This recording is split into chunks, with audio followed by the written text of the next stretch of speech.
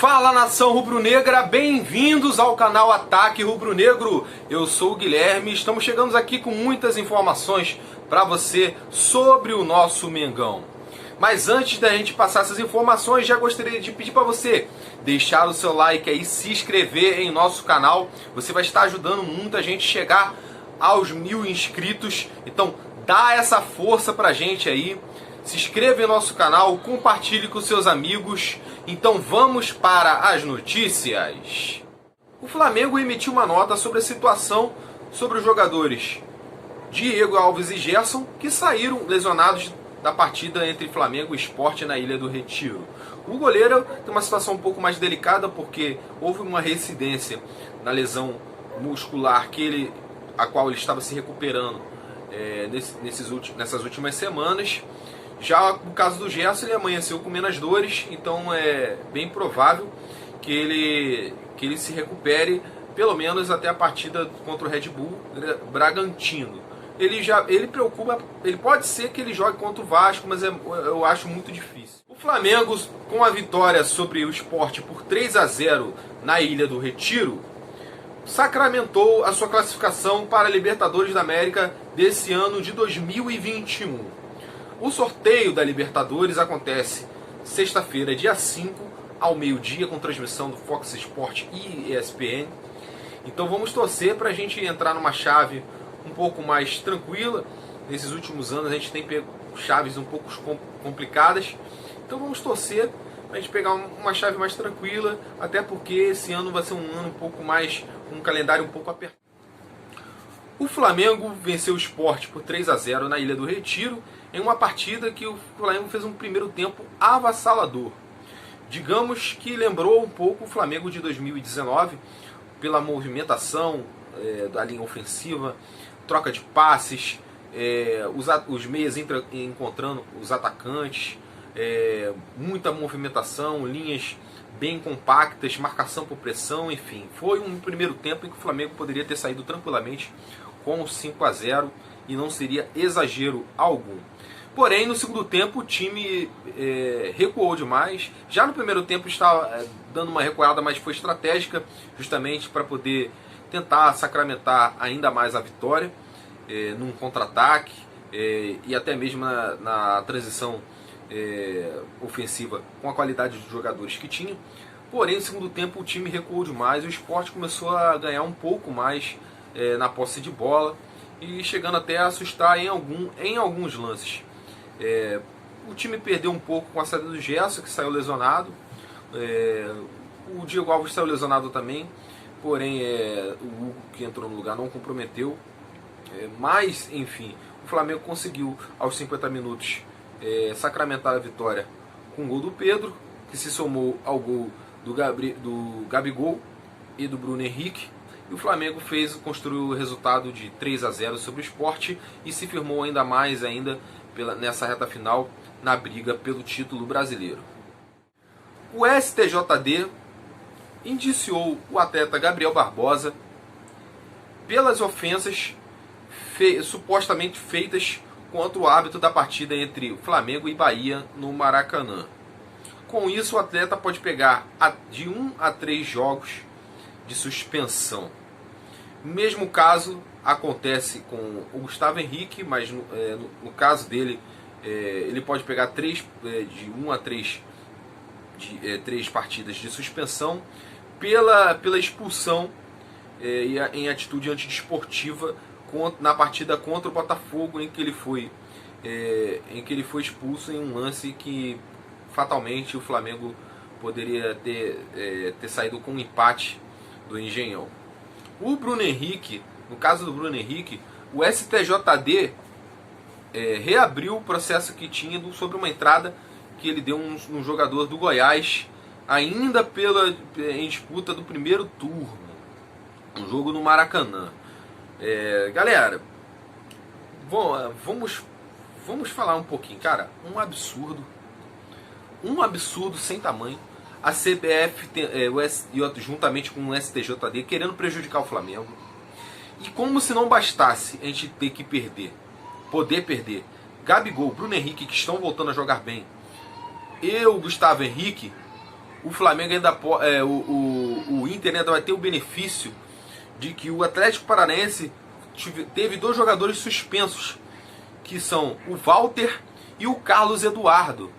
Carlos Eduardo, que fez uma partida maravilhosa contra o Ceará, inclusive fez 2 golaços.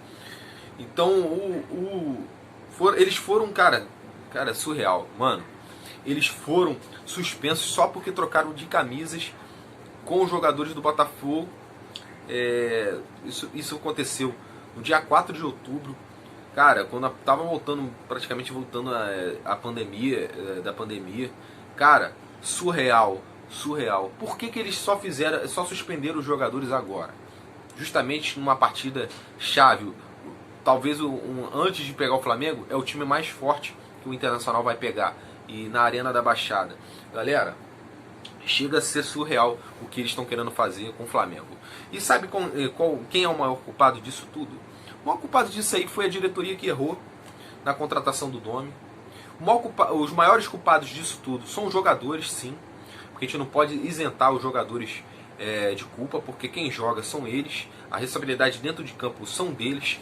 Então os maiores culpados são porque perderam pontos para Fluminense, perderam os pontos para Ceará, perderam os pontos para Bragantino, partidas fáceis que o Flamengo poderia ter ganhado tranquilamente e não ganhou, entendeu? Perderam para o São Paulo aqui dentro de casa, entendeu? Então, galera, infelizmente nós estamos, se tiver que perder esse campeonato, a gente vai perder para nós mesmos. Mas eu ainda acredito no time, acredito na equipe, a força desse elenco, que nós vamos conseguir dar a volta por cima e não vai ter STJD, não vai ter CBF que vai impedir o Flamengo de ser campeão. Ontem o Olympiacos contratou um lateral direito para a posição e no mesmo momento começou a surgir a especulação do nome de Rafinha do Flamengo. Ele poderia voltar, já que o Olympiacos contratou um jogador para a posição dele. O atleta desmentiu isso em suas redes sociais. Porém, hoje ele rescindiu o contrato com o Olympiacos, que já estava se encerrando, ou se encerrou, se eu não me engano. Tinha uma renovação automática em concordância com ambas as partes, porém não houve acordo e o atleta rescindiu o contrato com o Olympiacos. Então começou a surgir ainda mais forte as especulações, as notícias de que ele poderia estar voltando. No entanto, declaração inclusive da diretoria do Flamengo, de que o Flamengo não vai tentar o contato com o Rafinha, entendeu? E se tentar, vai ser para negociar com salário, não o mesmo salário que ele recebia. Galera, vamos primeiro, antes de eu tocar nesse assunto, vamos entender. O Flamengo tinha metas financeiras para esse ano de 2020 e não conseguiu alcançar devido às eliminações precoces na Copa do Brasil e na Libertadores. Isso impactou diretamente o financeiro do Flamengo. E o Flamengo contava com um orçamento, não teve, e no entanto está tendo que vender joias da base por um preço até abaixo de mercado, para poder fazer caixa para esse ano de 2021. O Flamengo já está contando com cerca de 50 milhões. O Flamengo tem a meta de 168 milhões, então falta um pouco mais de 100 milhões em venda de jogadores para o Flamengo ter esse orçamento para 2021. Então, o salário do Rafinha, na época, estava girando na casa dos 700 a 800 mil. Ele foi para lá para ganhar 1,5 milhão, 1,6 milhões, por aí. Então, até por isso que ele saiu, para ganhar o dobro do que ele estava ganhando no Flamengo. Ou seja, ele ganhou lá o que ele ganharia em 2 anos no Flamengo. Entendeu? Então, a justificativa que a diretoria tem em relação a esse jogador é justamente porque ele tem que nós temos o Isla, que é um bom lateral que atende no entendimento da diretoria do Flamengo, e que não daria para o Flamengo se dar ao luxo de ter 2 jogadores da mesma posição com salário alto e selecionáveis. Então é por isso que de momento o Flamengo não tem interesse na contratação ou em primeiro contato com o Rafinha. Esse cenário pode mudar? Pode se mudar, desde que o Rafinha apresente uma proposta para o Flamengo, demonstre um interesse. O interesse já está mais do que já sacramentado isso aí. Ele visitou a Gávea recentemente, o Ninho do Urubu recentemente. Então, talvez se ele vier para poder ganhar um pouco menos, entendeu? Talvez o Flamengo pense. Eu acharia interessante no sentido de que o Isla, como é um jogador de seleção e vai ter Copa América, ele vai ser interessante para o Flamengo ter um lateral à altura. O Mateuzinho é bom? É bom, mas eu, na minha concepção, emprestaria o Mateuzinho para algum time da Série B ou um clube que está subindo agora para a Série A, para ele ganhar rodagem, para ele jogar mais, entendeu? Aí eu traria o Rafinha com um contrato aí de mais ou menos um ano, pelo mesmo tempo de contrato que o Mateuzinho seria para o empréstimo. Acho que seria mais interessante, entendeu? Gosto muito do Mateuzinho, acho que ele vai ser um ótimo lateral, entendeu? Então acho que seria mais interessante para o Flamengo emprestá-lo para que ele ganhe um pouquinho mais de rodagem, entendeu? Para mim é um jogador pronto, mas quanto mais rodagem melhor, e tem a valorização do jogador que é da base do Flamengo. Então, galera, Rafinha, de momento, ele não vem para o Flamengo. Pode mudar o cenário? Pode mudar o cenário. Então vamos aguardar nos próximos dias o que pode vir a acontecer. O jogador rescindiu o contrato hoje, entendeu? Então é bem provável que nos próximos dias ainda tenhamos muitas notícias em relação ao Rafinha no Flamengo. Então é isso, galera. Muito obrigado você que assistiu esse vídeo até o final. Se você ainda não é inscrito em nosso canal, inscreva-se, compartilhe com seus amigos, deixe o seu like é muito importante para o engajamento do nosso vídeo aqui no YouTube. Saudações rubro-negras, isso aqui é Flamengo, valeu!